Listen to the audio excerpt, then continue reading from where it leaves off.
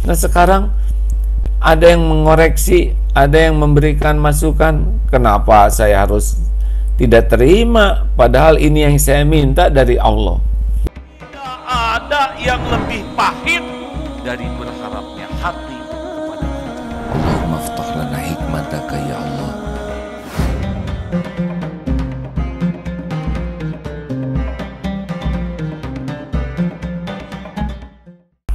Mengendalikan diri. Saya semakin tua harus semakin matang, semakin dewasa. La tagdob walakal jannah. Jangan marah, marah bagimu surga.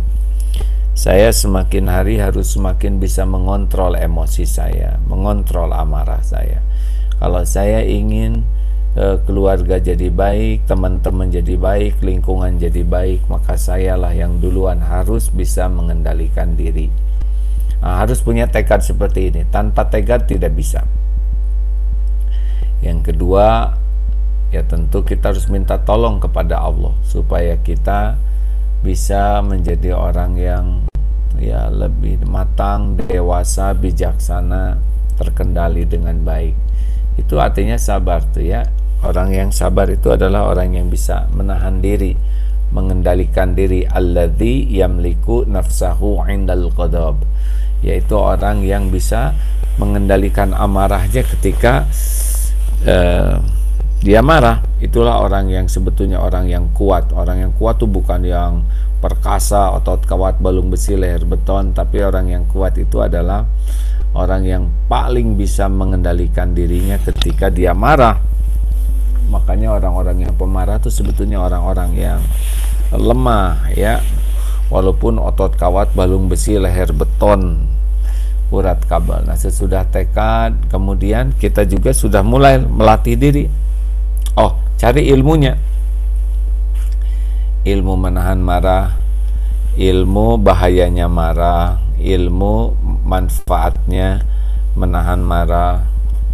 Nah, kita harus mulai mempelajari, kalau saya marah saya rugi, raut muka saya jadi jelek, tutur kata saya jadi tidak baik. Kita pelajari, apalagi kalau kita punya rekaman waktu kita marah, bagus, itu bagus untuk dipelajari. Jadi kalau kita marah ya itu aja disuruh direkam, di videoin ya, waktu kita marah-marah. Nanti pas kita sedang tidak marah, sudah tenang, kita pelajari video kita lagi marah seperti apa, raut muka, tutur kata, perilaku kita. Ya udah nggak apa-apa. Pelajari oleh kita bagaimana buruknya tutur kata, bagaimana buruknya raut muka, sikap kita, sampai kita jadi malu sendiri. Wah, kok segini jeleknya saya kalau lagi marah ya, segini buruknya. Nah biasanya orang nyesal ya, termasuk kita lihat video-video orang marah seperti apa. Dulu pernah dengar ada seorang yang diperiksa di airport, kemudian waduh tidak mau diperiksa. Saya ini istrinya seorang titik-titik lah pejabat, padahal sudah pensiun suaminya, tapi dia merasa dan tidak menyelesaikan apa-apa kecuali viral aja dan jadi masalah. Kita perhatikan bahaya marah, kita juga lihat dampak marah kita, sikap marah, dan mulailah berlatih. Kalau misalkan ada perbedaan pendapat, langsung ingat, perbedaan pendapat jangan sampai menjadi berdebat ya, langsung ingat. Dan yang penting kita lakukan adalah kita harus siap dengan siapa tahu yang berbeda pendapat itu benar dan kita salah. Jadi kalau biasanya kita kan merasa kita benar, kamu salah. Nah sekarang mulai dibalik pikiran kita, jangan-jangan ini petunjuk dari Allah ini. Memang caranya nggak cocok, jangan-jangan ini petunjuk dari Allah untuk memperbaiki diri saya nih. Jadi ingatnya biasanya, aduh dia nggak enak, tapi jangan dirubah. Oh iya, ini petunjuk Allah ini. Bukankah saya ingin menjadi lebih baik. Ihdinas siratal mustaqim. Bukankah saya ingin jadi orang baik? Nah sekarang ada yang mengoreksi, ada yang memberikan masukan. Kenapa saya harus tidak terima? Padahal ini yang saya minta dari Allah. Jadi mulai dibalik pikiran kita, yang biasanya saya benar, kamu salah, dibalik nih, sangat boleh jadi yang disampaikannya ini benar dan memang saya yang salah. Waduh, itu kalau bisa kayak gitu, langsung. Biasanya kita kalau beda pendapat itu kan keinginannya bela diri, kemudian ya terus berargumen ya. Dan kalau tidak hati-hati, cara kita membela diri itu adalah memperjelas keburukan diri kita. Sebetulnya yang tidak begitu penting kalau kita salah membela diri. Yang paling penting itu adalah memperbaiki diri. Dan orang tidak bisa memperbaiki diri kecuali diawali dengan berani mengakui kesalahan diri. Udah, pokoknya kalau ada perbedaan pendapat, jangan sibuk merasa paling benar diri kita. Aduh, ya Allah. Ya, jangan-jangan ini petunjuk dari Allah akan kesalahan saya.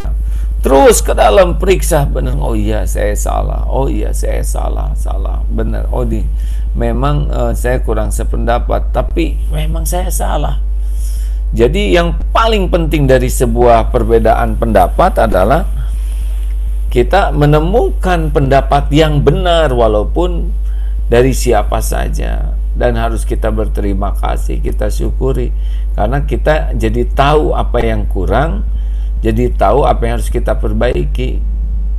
Dan sebaik-baik jawaban untuk sebuah masukan, saran, koreksi adalah memperbaiki diri dengan ikhlas ya. Kenapa disebut dengan ikhlas? Ya karena ada yang memperbaiki diri demi nyenengin orang, tidak boleh. Kita kalau mau memperbaiki diri ya supaya Allah suka saja. Innallaha yuhibbut tawwabin wa yuhibbul mutatahhirin. Jangan memperbaiki diri buat nyenengin orang, memperbaiki diri karena memang kewajiban kita untuk bisa taubat dan memperbaiki diri.